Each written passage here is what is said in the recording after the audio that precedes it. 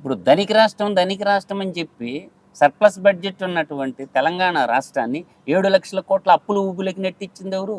తెలంగాణ బతుకమ్మ అని చెప్పి తెలంగాణ ఆడబిడ్డలకు బతుకు లేకుండా చేసింది ఎవరు? ఆ 7 లక్షల కోట్లు ఎందుకు కట్టాలా? ప్రజలు ఎందుకు కట్టాలా? అంటే మీరు దోచేసిన దానికి ప్రజలు ఎందుకు కట్టాలా? తెలంగాణ ఉద్యమము లేని ముందు సంపాయలేని ఆస్తులు తెలంగాణ రాష్ట్రానికి మీ పరిపాలన లక్షల కోట్ల ఆస్తులు ఎలా వచ్చినాయి నీ కుటుంబానికి? పంచేరే భయ్ తెలంగాణ ప్రజలకి. అందువల్ల ఏంటంటే నిన్న 3 మాటలు పాడుతున్నా, 4వ మాటకు దగ్గతా ఉంది కేసీఆర్. పదవి మీద అంత వ్యామోహం ఎందుకు నీకు?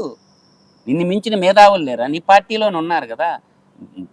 తెలంగాణ రాష్ట్రం వస్తే తొలి ముఖ్యమంత్రి దళితుడే అన్నావు కదా, ఆ కాన్సెప్ట్కి రారాదు ఇప్పుడన్నా. అంటే బిడ్డనో కొడుకునో ముఖ్యమంత్రి చేయాలన్న ఆశే తప్ప నువ్వు ఈరోజు కనీసం అంతకుముందు బాగుండేవాడు, ఇలా పువ్వుల్లో పేపర్ పెట్టి ఎందుకు చదువుతున్నావు? జగన్మోహన్ రెడ్డి లాగా తయారైపోయినావు నువ్వు కూడా. నిన్న చూసారా పువ్వుల్లో పేపర్ పెట్టి చదువుతుండే కేసీఆర్. ఇంత ముందు ఉన్న ఊపు లేదంటారా కేసీఆర్? 3 మాటలు మాట్లాడితే 4 మాటకు దగ్గతా ఉంది, పొడి దగ్గు వచ్చేసింది. అంటే ఏజ్ వల్ల రావు. అందువల్ల నేను ఇన్ని మించిన మేధావులు ఎందుకు లేరు? ఉస్మానియా యూనివర్సిటీలో చదువుకున్న పిల్లలందరూ తెలంగాణ బిడ్డలు మహోన్నతమైన మేధావులు ఉన్నారు. నీ పార్టీలోనే ఎవరినొకరిని. ఇప్పుడు నువ్వు ఒక మాట ఇచ్చి మాట తప్పినవు కదా. అసలు కాంగ్రెస్ పార్టీ తెలంగాణ ఇకపోతే నీకు తెలంగాణ ఆడిది? దానిలో నిందించడం తప్పు కదా. ఇచ్చిన పార్టీనే నువ్వు తిడుతున్నావుగా. ఇప్పుడు నిజంగా చంద్రబాబు గారు ఆ రోజులో కుట్ర చేశారనుకుంటారా? చంద్రబాబు నాయుడు క్యాబినెట్లో నువ్వు మంత్రిగా ఉన్న మాట వాస్తవం కదా. చంద్రబాబు నాయుడు నీకు మంత్రి పదవి ఈకపోతే కదా నువ్వు బయటకు వచ్చింది. చంద్రబాబు నాయుడు దగ్గర అంతకుముందు చంద్రబాబు నాయుడు కంటే ముందు తెలుగుదేశం పార్టీలో క్లాసులు చెప్పినాడే కదా కేసీఆర్ గారు. అదైతే వాస్తవమే కదా. అంతకుముందు కాంగ్రెస్ పార్టీలో ఉన్నది వాస్తవమే కదా. నువ్వు కాంగ్రెస్ పార్టీలో నీకు అసలు అక్షరాభ్యాసం రాజకీయం చేసింది కాంగ్రెస్లో, ఆ తర్వాత మళ్ళీ తెలుగుదేశంలోకి. మరి చంద్రబాబు గారు నిజంగా తెలంగాణ వాదాన్ని తొక్కేశారని చెప్పి నేను మాట్లాడాను. చంద్రబాబు నాయుడు గారు ఈరోజు 9.5 లక్షల మంది హైదరాబాదులో ఐటీ ఉద్యోగాలు చేస్తున్నారంటే ఎవరు కారణం? చంద్రబాబు నాయుడే కదా. చిన్న వృక్షం, ఒక గింజ నాడితే మొక్కై మొలిచేయాలి, మహావృక్షం లాగా తయారైంది. ఆ ఆదాయం లేకపోతే తెలంగాణ పరిస్థితి ఏంది? తర్వాత కరోనా వ్యాక్సినేషన్ కొనుక్కున్నది జినోమ్ వ్యాలీ, గజ్వేలు పోయే దోవలోనే ఉంటుంది కదా సామీర్పేట కాడ, అది కూడా పెట్టింది చంద్రబాబు నాయుడు గారు. ఎందుకు అయ్యి ఒక మాట కొడుకు ఒక మాట మాట్లాడతారు? 10 ఏళ్ళు అయిపోయింది, ఇంకా ఏంటి తెలంగాణ చంద్రబాబు నాయుడు మీద పడి ఆడటం? నేను అనేది ఏంటంటే 10 సంవత్సరాలు అయిపోయింది. ఎవరు రాష్ట్రం వాళ్ళ అన్నదమ్ముల్లాగా ఒక తెలుగు తల్లి బిడ్డలం అన్నదమ్ముల్లాగా ఇడిపోయినాము. ఆయన సీమాంధ్ర నేలకు ముఖ్యమంత్రిగా పనిచేస్తుండ్రు. తెలంగాణ మీ చేతుల్లోనే ఉంది కదా, తెలంగాణ బిడ్డల చేతుల్లోనే ఉంది కదా. ఆంధ్ర వాళ్ళ చేతుల్లో ఏం పరిపాలకులు లేరు కదా. ఇంక ఉద్ధరించండి. ఎందుకు చేసినారు 7 లక్షల కోట్ల అప్పు? దేనికి చేశారు? ఆ 7 లక్షల కోట్లు వర్తాపు ప్రాజెక్టులు చూపించగలరా? ఇప్పుడు 7 లక్షల కోట్ల అప్పు దేనికి అయింది? తెలంగాణ ప్రజలు చేశారు అప్పు ఏమన్నాను? ఎవరు దోచిపెట్టినావు? అంటే తెలంగాణ సమాజం ఇక్కడ విప్లవాల గడ్డ ఇది. ఇవాళ తిరుగుబాటు చేస్తుంది ఏదో ఒక టైంలో. అప్పుడు పారిపోవాల్సి వస్తుంది తెలంగాణ వదిలి. ఇప్పుడు కాంగ్రెస్ వాళ్ళకి ప్రభుత్వాన్ని నడపడం చేత కావట్లేదు. ఓన్లీ కాంగ్రెస్ ప్రభుత్వం అన్నిట్లో ఫెయిల్ అయింది. ఓన్లీ సంచులు నింపుడు మోసుడు తప్ప ఏమీ చేత కావట్లేదు కాంగ్రెస్ ప్రభుత్వానికి అని కేసీఆర్ గారు మాట్లాడడం జరిగింది. నేననేది కాంగ్రెస్ పార్టీ అనేది భారతదేశంలో అందరికీ తెలుసు. కాంగ్రెస్ పార్టీ అనేది భారతదేశంలో అందరికీ తెలుసు. నీకు కాంగ్రెస్ పార్టీ ఇప్పుడు ప్రభుత్వం లేదు. దాదాపు 11 ఏళ్ల నుంచి సెంట్రల్లో ప్రభుత్వం లేదు. ఇప్పుడు 3వ టర్మ్ మోడీ గారు ఉన్నారు. ఎందుకు భారతీయ జనతా పార్టీని ఒక్క మాట అనలేకపోతున్నా? ఒక్క మాట ఎందుకు అనలేకపోతున్నా? నిన్న మాట్లాడారు కదా 11 సంవత్సరాల్లో ఇక మోడీ గారు ఏ రోజన్నా తెలంగాణకు ₹1 ఇచ్చారని చెప్పి నిన్న మాట్లాడడం జరిగింది. ఇప్పుడు భారతదేశంలోకి తెలంగాణ నుంచి ₹1 ఇవ్వకుండా ఉంటే అన్ని రాష్ట్రాలకు ఎలా ఇచ్చారో తెలంగాణకు కూడా డబ్బులు అలాగే వచ్చినాయి. మరి ఇవ్వాలని చెప్పి అన్నారు. ఇవ్వలేదని చెప్తే కుదరదు కదా. నీకు సెంట్రల్ ట్యాక్సెస్ ఉంటాయి. మన రాష్ట్రాలకు అన్ని రేషియోల ప్రకారం తెలంగాణకు కూడా అలాగనే వచ్చినాయి డబ్బులు. ఆంధ్రప్రదేశ్కి అలాగనే వస్తాయి, తమిళనాడుకి అలా వస్తాయి, కేరళకు వస్తాయి. కాకపోతే ఏమవుతుంది అంటే వెంకట గారు ఇక్కడ ఆ రేషియో ఖచ్చితంగా ఏ రాష్ట్రం వాటా రాష్ట్రానికి ఇవ్వాల్సిందే. కొత్త ప్రాజెక్టులు ఏమైనా ఈకిపోయి ఉండొచ్చు, అంటే కొత్త కొత్త ప్రాజెక్టులు ఓకే. అని, అంటే కొత్త కొత్త ప్రాజెక్టులు ఈవకుండా ఉండొచ్చేమో కానీ రాష్ట్రానికి రావాల్సిన పన్నుల వాటా మాత్రం ఖచ్చితంగా వస్తాయి. ఇప్పుడు ఏంటంటే మన దౌర్భాగ్యం ఏంటంటే ప్రాంతీయ పార్టీలు ఉన్న చోట చెస్ అనేది ఒకటి ఉంటుంది. పార్లమెంట్లో కొట్లాడాలి కదా మీ ఎంపీలు, చెస్లో మా వాటా మాకు 50% మీరు తీసుకుని 50% మాకు ఇవ్వమని అడగాల. ఇప్పుడు పెట్రోల్ మీద చెస్ ఉంటుంది. ఎన్ని రకాల చెస్ ఉంటుంది అంటే ఎడ్యుకేషన్ చెస్ ఉంటుంది, మిలిటరీ చెస్ ఉంటుంది, రోడ్డు చెస్ ఉంటుంది. అట్లా నీకు రకరకాల చెస్ రూపంలో నీకు పెట్రోల్ ధర కాదు. మీరు ఎందుకు కొట్లాడకూడదు? ఇప్పుడు నేను ఒక మాట అంటున్నాను, జిఎస్టీలోకి డీజిల్ పెట్రోల్ తెమ్మని ఉద్యమం చేయి. నువ్వు దేశకా నేత కదా, పో రామలీల మైదానంలో పెట్టు నిరాహార దీక్ష.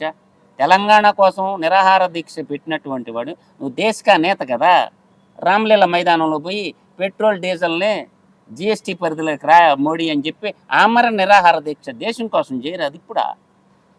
ఇంకోటి కేసీఆర్ గారు ఇంకోటి మాట్లాడతారు, ఉంచుకున్న తెలంగాణని ఆగం చేస్తున్నారు, నా కళ్ళ ముంగటే తెలంగాణ ఆగం అవ్వడం చూసి బాధగా ఉంది, చాలా బాధ అనిపిస్తుంది ఇలా చేయడం, కాంగ్రెస్ వాళ్ళకి ప్రభుత్వాన్ని నడపడం చేతగట్లే, తెలంగాణ నేను ఉన్నప్పుడు నెంబర్ 1 పొజిషన్లో ఉంది, ఇప్పుడు నెంబర్ 14-15 పొజిషన్కి వచ్చిందని చెప్పి అన్నారు.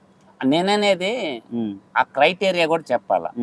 విద్యారంగంలో తెలంగాణ ఏ ప్లేస్లో ఉంది, వైద్య రంగంలో ఏ ప్లేస్లో ఉంది, అట్లా పరిశ్రమల రంగంలో ఏ ప్లేస్లో ఉంది, ఉపాధి రంగంలో ఏ ప్లేస్లో ఉంది, ఇట్లా అన్ని రంగాలు చెప్పుకుంటా రావాలి. నువ్వు తెలంగాణ వెనకబడింది అంటే మూర్ఖుడు అంటే ఆ మాట. ఈరోజు భారతదేశంలో ముందున్న రాష్ట్రాల్లో గుజరాత్, మహారాష్ట్ర, తెలంగాణ, తమిళనాడు మొదటి ప్లేస్లో ఉంది. ఇలా ప్రాంతీయ పార్టీ రూలింగ్లో ఉంది కదా, ఇలా మొదటి ప్లేస్లో ఉంది తమిళనాడు, డిఎంకే పార్టీ ఉంది కదా.